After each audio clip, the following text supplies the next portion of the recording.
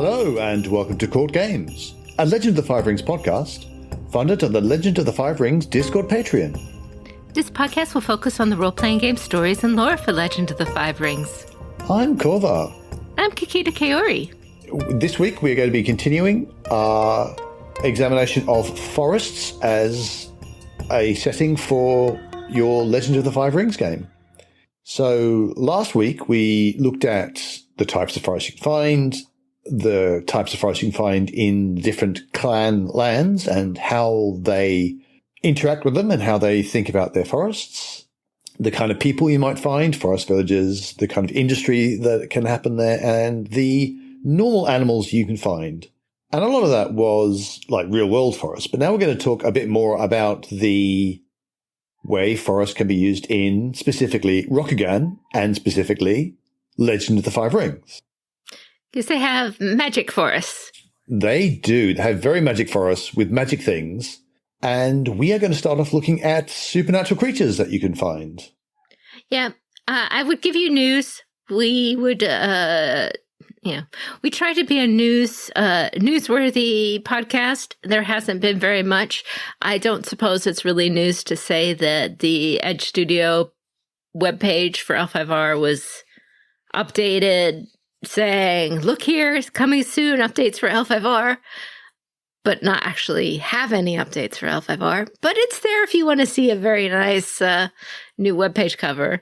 And the Twitch stream TTRP Theater did a big introduction of L5R in general 5th edition, but they talk about multiple editions for people who didn't play L5R that you can see the archive of that, though if anyone's really watching this podcast or listening to this podcast, they probably know everything that's in there.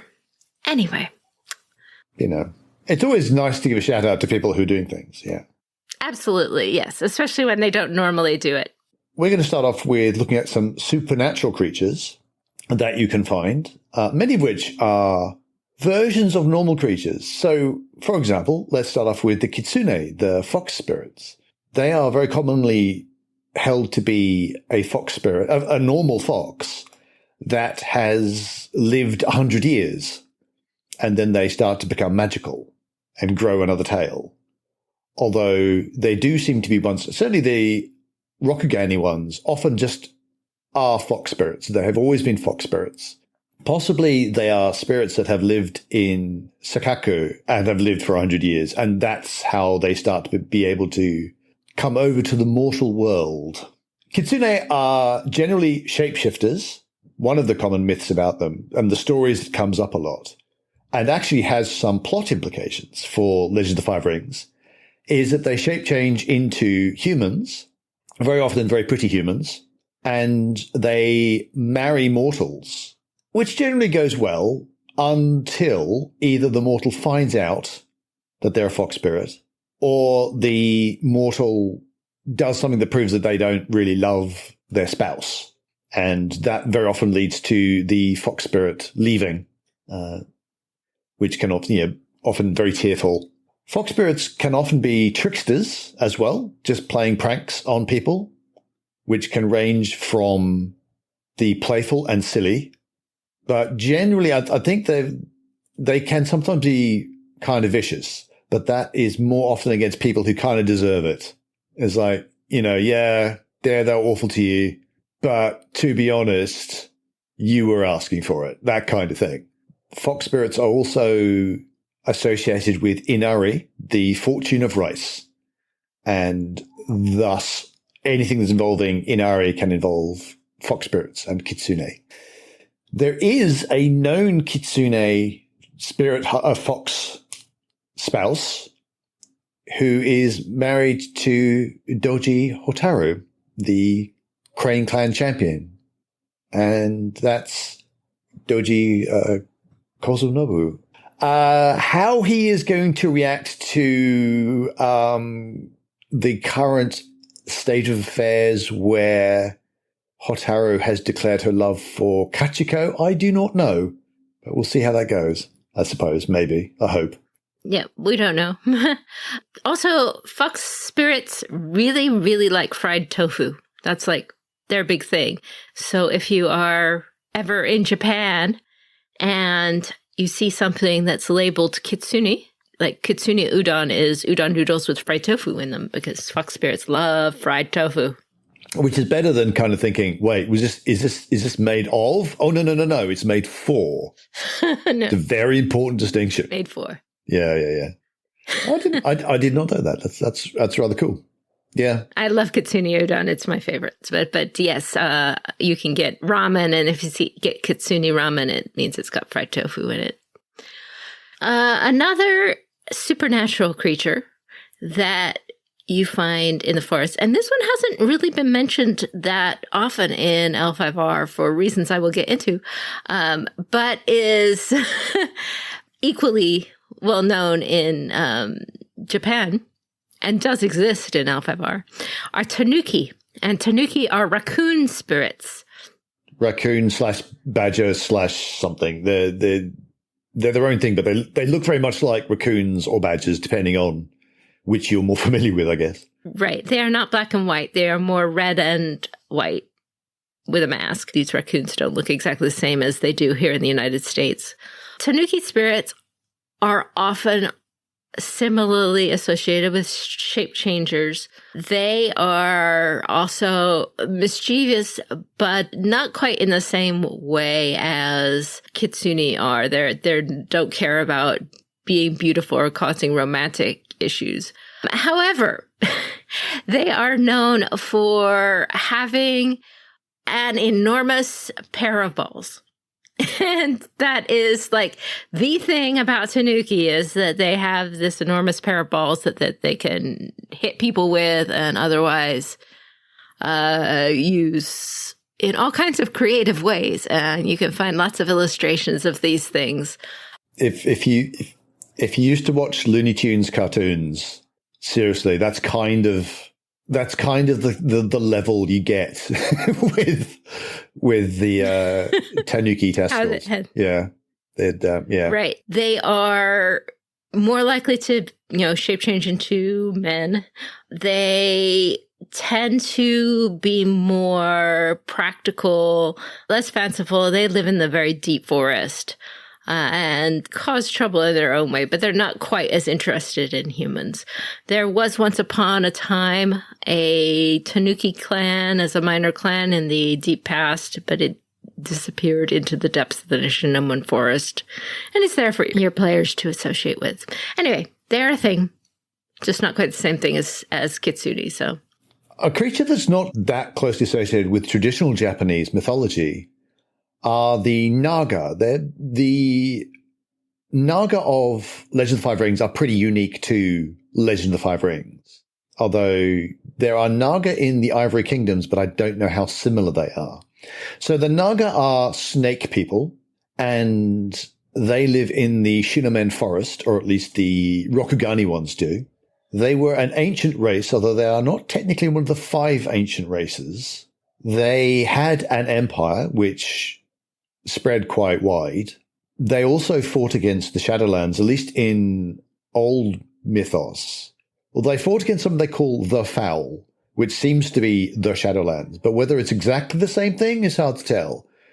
It may be that the Shadowlands and Fuleng is simply a new manifestation of something that's been happening for a long time. And in old lore, and does seem in new lore as well, they went into a deep sleep for many centuries or possibly millennia, where most of their species went into hibernation, leaving only a very few remnants to guard over them.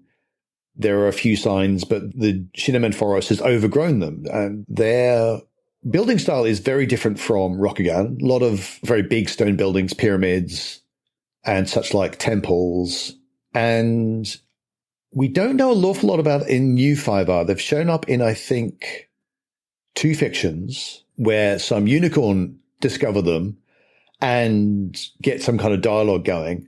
But unfortunately, then the crab also encounter them and go, these are clearly monsters, therefore they're Shadowland species, therefore we should stab them immediately. which may harm diplomatic relations going forwards. So that's unfortunate, but we haven't heard from them since. So we'll have links to that story in our show notes. Yeah, yes. So you can go check that out for yourself. They're also seen and mentioned as being part of the Ivory Kingdoms. They essentially have a province or an area or something like that of their own, but there's not a lot of information other than they exist.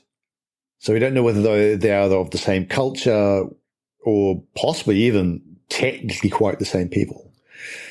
There's a lot of detail which you can find of old 5R Naga, how their society works, and their hive mind and their abilities. But I don't know how much of that would carry over to our edition of Legend of the Five Rings. So not quite sure how much detail to go into.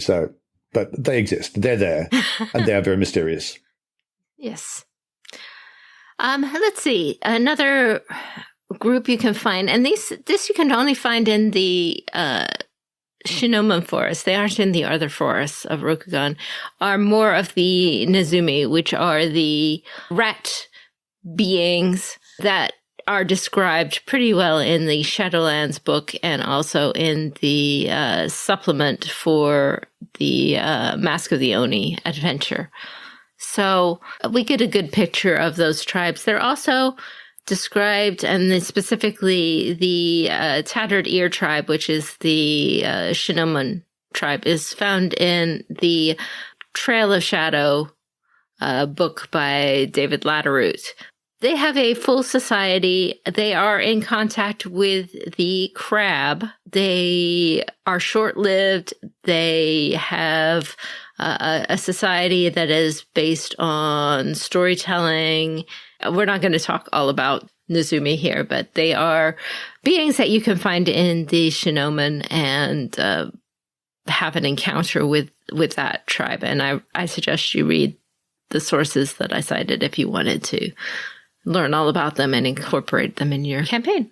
Given, especially in deep forests, especially the Shinomen, but in many of the other deep mystical forests of Rokugan, there are paths that can lead you to Senkyo, which is the world that has Chikushodo and also Sakaku.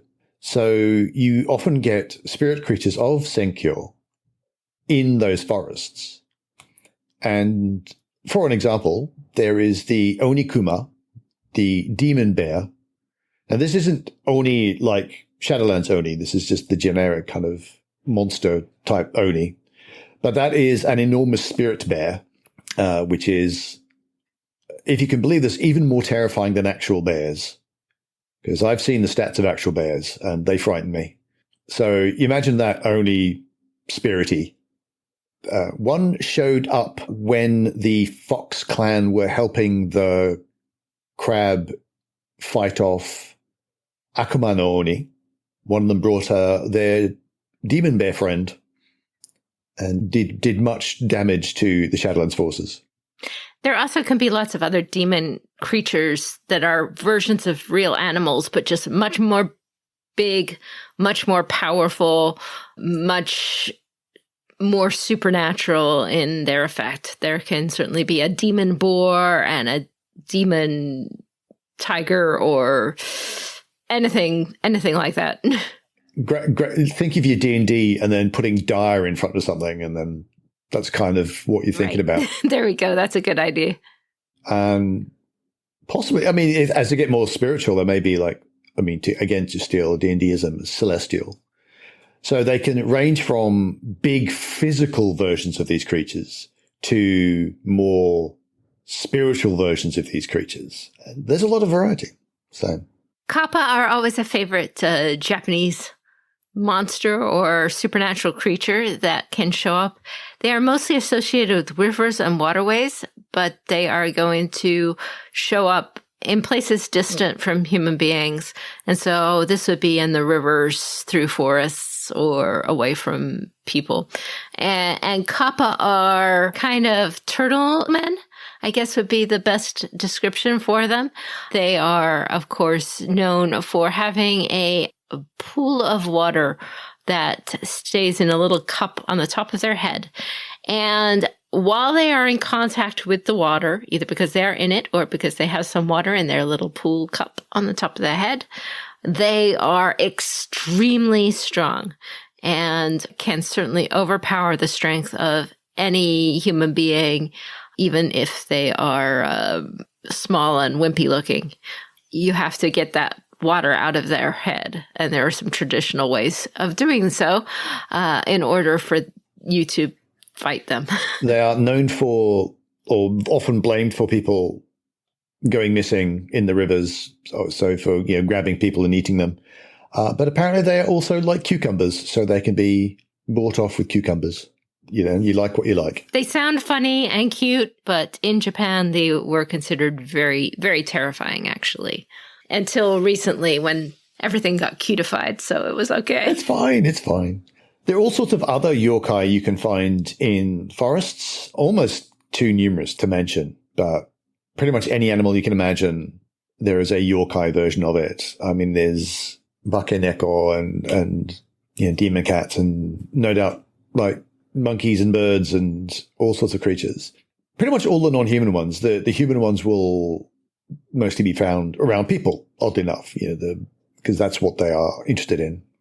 But in the deep forest, you will find things that really don't care about humans one way or the other, which can be good or it can be very bad. You can also find kumo in the deep forests. These are small kumo, not the great sea spider, but these are smaller kumo that would live in caves and dark places or isolated. So these are giant spiders. There are stories of shape-changing giant spiders that turn into human beings as well. They haven't shown up in that form in L5R, but you could always surprise your party with one if you want. I do like the fact that we have to specify that these are small giant spiders. Smaller than, Can you just imagine this creature going, I'm a big scary spider, and everyone's going, nah, you're a small one. You're tiny. Like, what? No, look, I'm enormous. No, I've seen bigger. Don't say that to actual ones you find that get upset. Right. So lots of supernatural creatures for you to fill your forests with, and don't hesitate to make them. That's the spiritual place. That's the place where it gets weird and spoopy, and that's great. That's where the wilderness is in Rokugan. But the source for all this spookiness, in many ways, is Senkyo. So I thought we would take a moment to talk about Senkyo and what it is, and maybe how it interacts a little bit with the forests in general. Yeah, as previously mentioned, Senkyo is the realm, or this is how it appears to the people of Rokugan. It's a realm of the spirit world that contains both Chikushodo, which is the realm of animal spirits, and Sakaku, which is the realm of tricksters. And I think to a certain extent, it's almost more of a difference of philosophy than a different place. It's not these aren't really two separate places. It's the creatures are aligned with Chikushodo or Sakaku, which is a little strange, but then a lot about the spirit realms is a little strange. So I don't think that's too unexpected. Like the Seelie and Unseelie court. That's one way of looking at it. Yeah. I mean, one theory is that Chikushodo is more geared towards animals that are on the path towards reincarnating as humans, whereas Sakaku is more about those who want to be animal spirits and see reincarnating as humans as stupid, because humans are stupid. Look how stupid they are. I'm gonna play tricks on them because that's how stupid they are, kind of thing. The realm of Senkyo features as an important part of the Night Parade of 100 Demons novel, which is an excellent novel, and you should go read it because it's amazing. It actually gives us a glimpse into what it would be like to travel through it. And I thought you might like to have a little chat about that. So there are portals in forests to Senkyo. And creatures from Senkyo come out and go back. And you could stumble into one by accident and not even necessarily know you went. Marie Brennan in Night Parade of Demons has part of her story set in Senkyo, and it is quite interesting. She describes it as like the real world, but much more vivid. Everything is 100 times more intense. Everything you see, everything you feel, everything is much more intense. Time, it doesn't really pass the same way it does in the real world, and this is a kind of plot point. A person could stumble into Senkyoku or be tricked there or otherwise taken there, and they could stay in Senkyo for 100 years and become a really old man and have a family and just live a whole lifetime and then stumble out again, and it's the next day. And they're like, what happened? Or alternatively, you could have somebody stumble into there, think they stay for just a day, come out again, and 100 years have passed in the real world. So time has no significance there. This is the heart of a lot of fun stories about it. In the description in Night Parade of 100 Demons, Senkyo is ruled by region by various chiefs. The most common chiefs are actually Kenku, the bird people, if you will. But not always. It depends. The Tengu tend to be benevolent, but like Bakaneko, not so benevolent. So it just depends. The region takes on some of the characteristics of the ruler of that region. You're going to find more creatures from the court of Senkaku under a mischievous ruler, obviously, and more problematic. There are big monsters in there, things that we would definitely call Oni in there, but it's not really a land that has Shadowlands taint. So it's not like that. But there are monsters that inhabit Senkyo, and you need to have a good understanding of what's going on if you're going to survive it. Basically, all kinds of spirit creatures with all kinds of feelings about humanity and different things that they would be inclined to do if they encounter you. But creatures of Chikushido are generally going to help you because they are trying to reincarnate as humans. They're trying to be good animals as opposed to hostile animals. If you're wandering through the forest at any time, you can encounter one of these and have an interesting alternative adventure. Now, we do have some mechanics linked to forests, which is largely we have the forest region Ronin from Path of Waves. If someone has grown up in the forests as a Ronin, they get +1 Earth, +1 Survival, and 30 Glory, which means they have a fairly low reputation, which can either mean that they are likely to not have been heard of because they've lived in a forest, or people have a bad opinion of them. Like if you're a proper samurai, you wouldn't be living in the forest.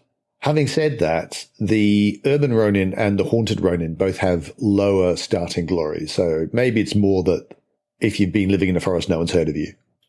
Well, that or just the idealized Ronin basically often comes from the country, comes from a inhabited rural environment. And that's where the stories of good Ronin come from. But for example, an urban Ronin is not very well reputed because it's more like, oh, you're a bandit or something. But yeah, we talked in our last episode about how the forest is really the place of outcasts because it's scary and dark and far away from people and there's monsters in it. And so people who live in forests are suspect, a bit more suspect than they would be if they came from a normal place where there were people. It's not that you aren't known because you're all anonymous Ronin. It's more like you came from the scary forest.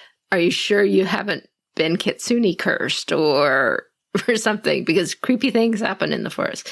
The forests are not happy places. They are kind of creepy places. Yeah. Also, there's a possibility that because the land of outcasts very often ends up, that's where bandits live. So someone who's, I'm a Ronin, I lived all my life in the forest. It's like in a bandit camp, perhaps. So that may also account for a low reputation. Mm-hmm.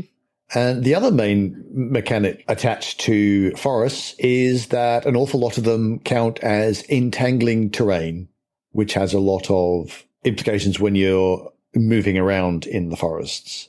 If there's an area with brambles, you may also actually put them down as dangerous terrain. There will also be swamps and other areas like that, but an awful lot of forests are entangling terrain. So it's a thing you would need to add to any encounters you put in. Or obscuring terrain, which they also would definitely be.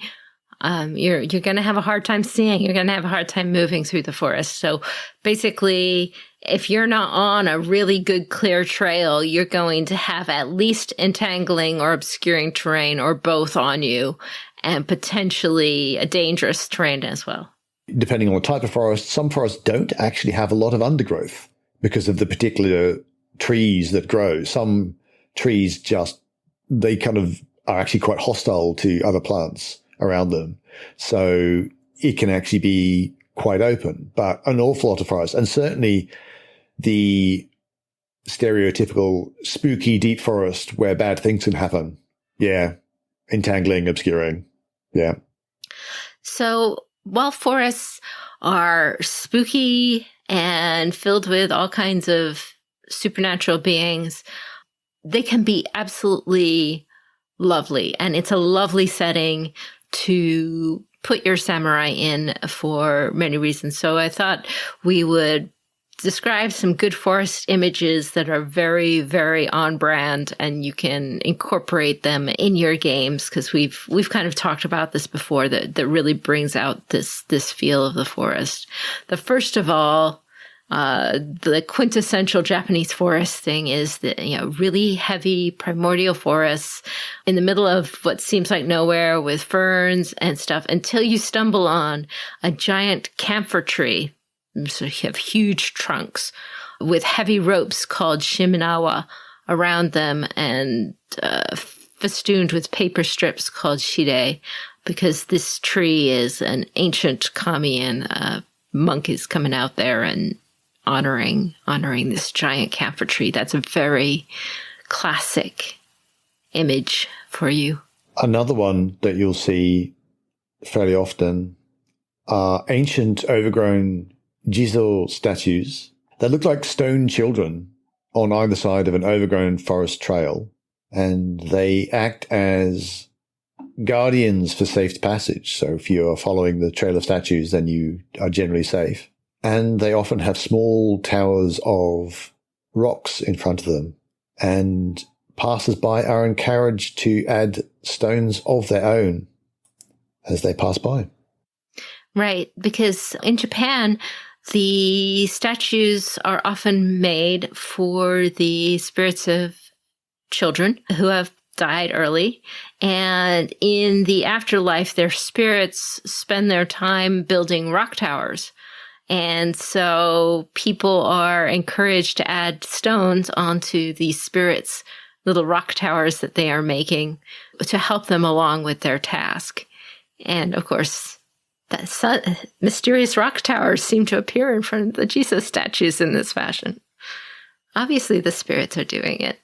Another classic image that you will see a lot is a whispering grove of bamboo trees, just solid bamboo with the green sunlight filtering down through the leaves, making this swishing sound in quiet meditation, until a master swordsman who has been practicing in this forest cuts one down with a single strike. Yeah, the sword fight in the bamboo grove is super traditional, quite frankly. It's definitely an image that crops up a great deal. So worth maybe including if it's at all relevant to your group, and I'm sure it will be. Try and stage all your fights there. Yeah, absolutely. You'll also find the occasional small clearing with a charcoal burner at work, setting up their kiln or oven, depending on or how you view it, I guess. who may well be willing to share a cup of tea with some passers-by. And who knows if there's something else, because you never know in the forest. Another image that you could have about people in the forest or working in the forest is having a team of woodcutters offering sincere prayers to the kami before they are about to cut down a certain tree. You want to show as the GM the reverence that is had towards this task, because you don't just go cutting down big trees just because. So it's a proper rite. You have to appease the kami of the tree, and the bigger the tree you cut, the more that the kami needs to be appeased in order to begin that. So a team of woodcutters offering their prayers before cutting a certain tree really gets that image across. So those are some of the images you may come across in the forest adventures, things you may want to give across to your players, environments you may want to have some things happen. But we're now going to move on to some ideas for adventures that can take place that are in forests or about forests that feature some of these things that we've been talking about. So one thing let's start off with, maybe there is a document, a property document for an item that is under negotiation between two clans, and they're trying to work out who owns it. And the last entry they can find is that this document belonged to the lost Tanuki clan, who, as we said before, went missing long ago in the deep, dark forest.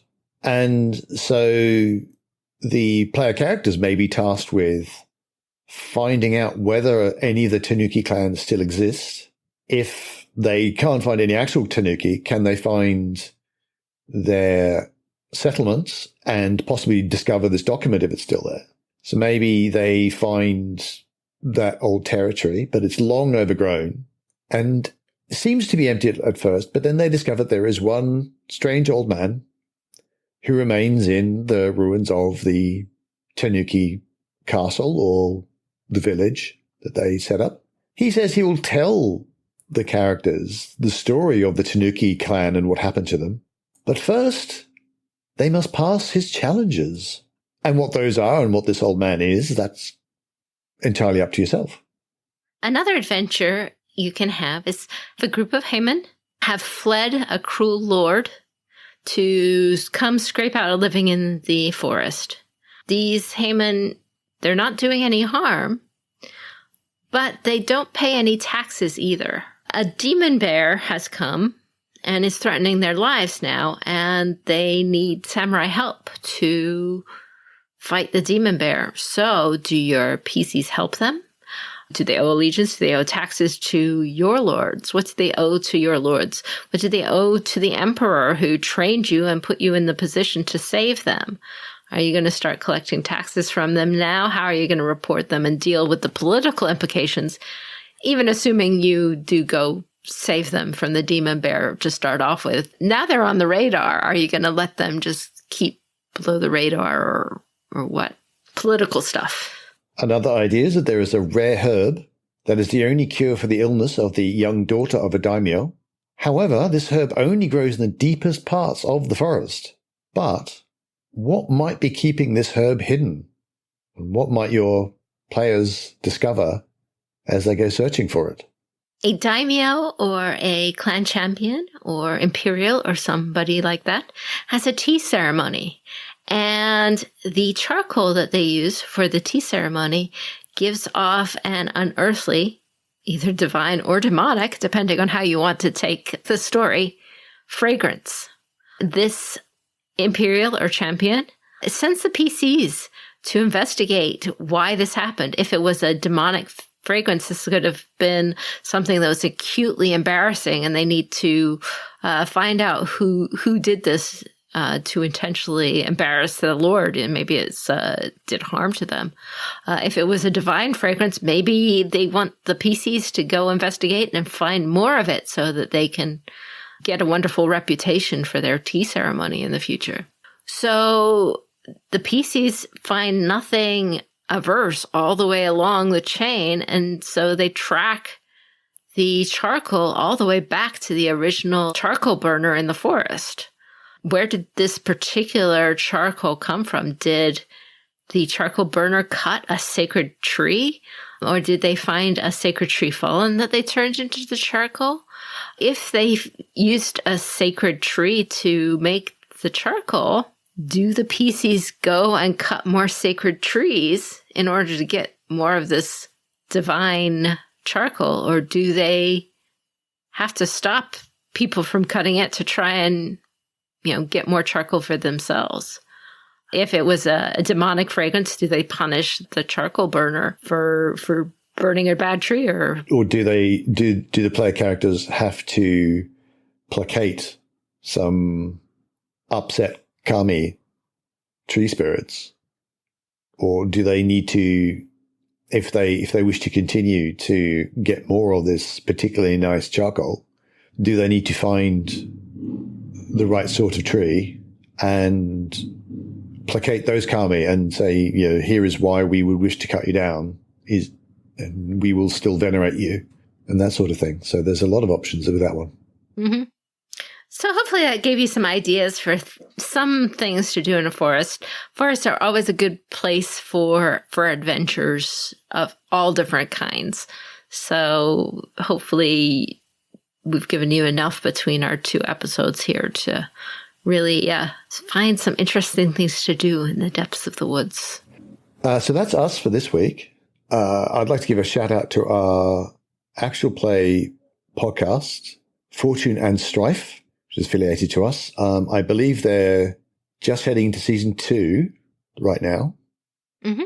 And would also like to give a shout out to D20 Radio, which has a number of role-playing game podcasts. So whatever you're into the tabletop role-playing sphere, there'll be something for you in D20 Radio.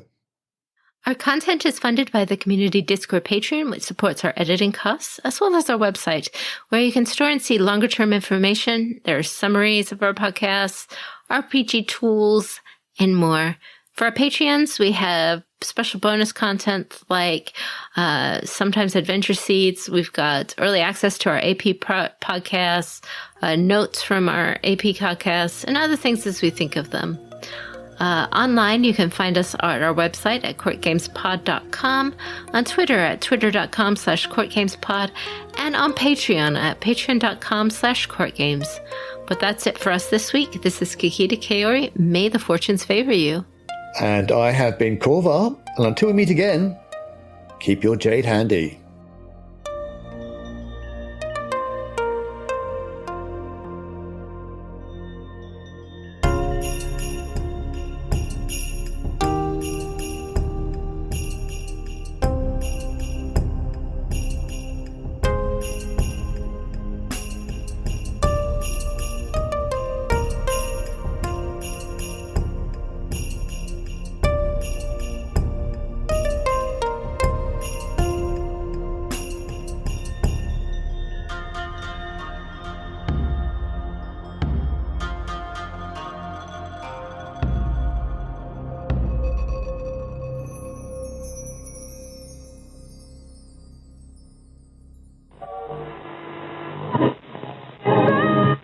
Correctly with the correct amount.